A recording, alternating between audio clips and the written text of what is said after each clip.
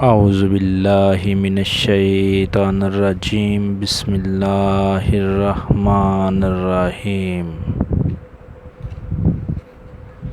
السلام علیکم ورحمۃ اللہ وبرکاتہ۔ میں بابا علی احمد سیال تہاڈی خدمت دے اندر اج ایک نواں تویز لے کے حاضر ہویا۔ تویز جڑے بچے ضد کرتے نے اور روندے نے انہاں بچیاں دے لئی جڑے بچے ضد کرتے نے روندے نے انہاں بچیاں لئی میں اج تویز لے کے آیا۔ ساری رات ماں باپ نوں تنگ کرتے نے اور آرام دے نال سوندے نہیں۔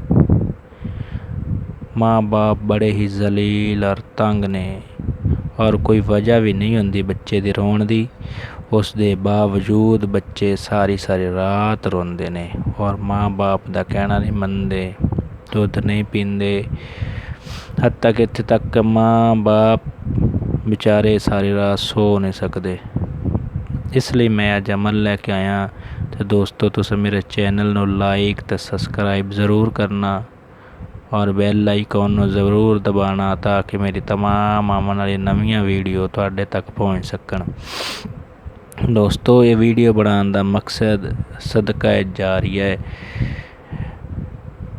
کہ اگر تساں اس ویڈیو تے عمل کرو گے تو انشاءاللہ تعالی میری آخرت دی زندگی وچ آسانی ہو جائے گی اور میرے حق وچ دعا کرنا۔ اور جدو ایک مسلمان بھائی کسی مسلمان بھائی دے واسطے دعا کرتا ہے تو اللہ تعالیٰ بہت راضی ہوندا۔ اور یہ علم جڑا اساں تانوں دسن لگے ہیں، یہ تویز دسن لگے ہیں، اساں اس دنیا تو چلے جانا ہے، ایک وقت آنا ہے کہ اساں چلے جانا ہے، لیکن دسا ہویا عمل اے معاملات تھوڑی زندگی دے اندر آسانیاں پیدا فرماسی تے تساں دعا فرماسو۔ اس واسطے اس عمل نو تانوں دسیا جا رہی ہے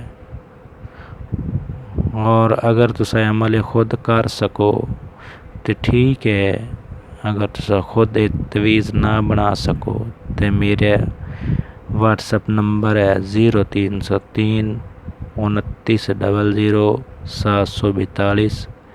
یہ میرا نمبر ہے 0303 29 00 742 تے میرے نال رابطہ کر لینا۔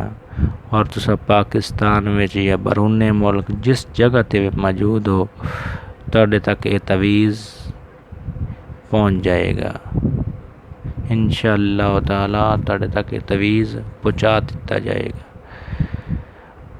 اور جڑا بھی معاملات ہوئے گا انشاءاللہ ہو جائے گا۔ اس تو علاوہ بھی اگر کسی بندے نو کوئی بھی پریشانی کوئی مسئلہ کسی بھی قسم دا ہے تو وہ ساڈے نال واٹس ایپ تے رابطہ کر سکدا اور انشاءاللہ تعالی اوندا جو جائز مسئلہ ہوئے گا وہ حل کرن دی کوشش کیتی جائے گی اور وہ بھی نورانی قرآن پاک دے ذریعے، کوئی ہور طریقہ کار ساڈا نہیں۔ تمام تویزات قرآن پاک دے طریقے دے نال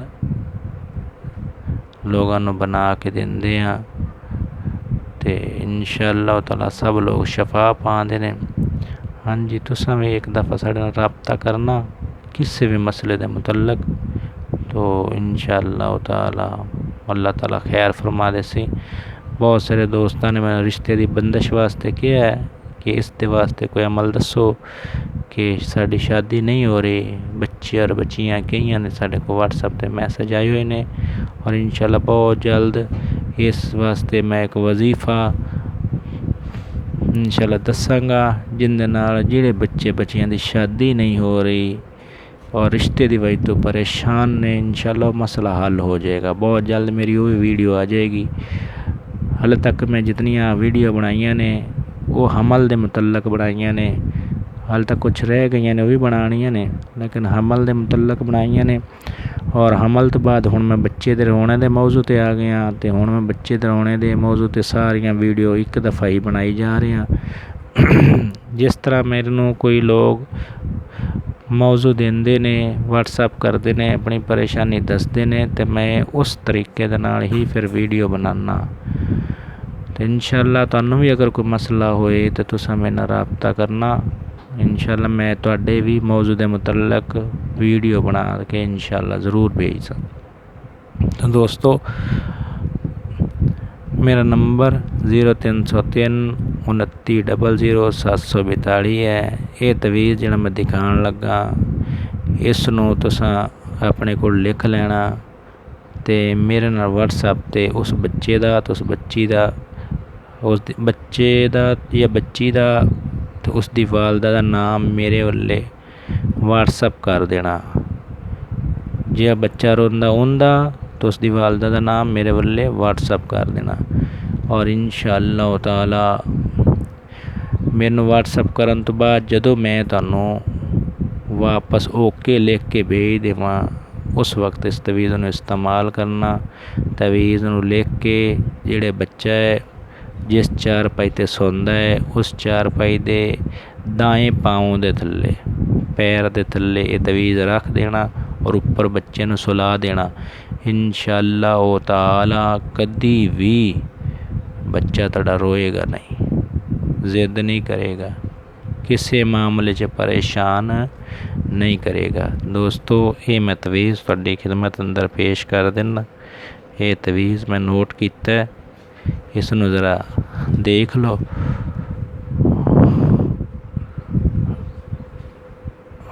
ਇਹਦਾ ਤੁਸੀਂ ਸਕਰੀਨ ਸ਼ਾਟ ਵੀ ਲੈ ਸਕਦੇ। ਇਹ ਤਵੀਜ਼ ਨਜ਼ਰ ਆ ਰਿਹਾ ਨਾ, ਇਹਦਾ ਤੁਸੀਂ ਸਕਰੀਨ ਸ਼ਾਟ ਵੀ ਲੈ ਸਕਦੇ ਹੋ।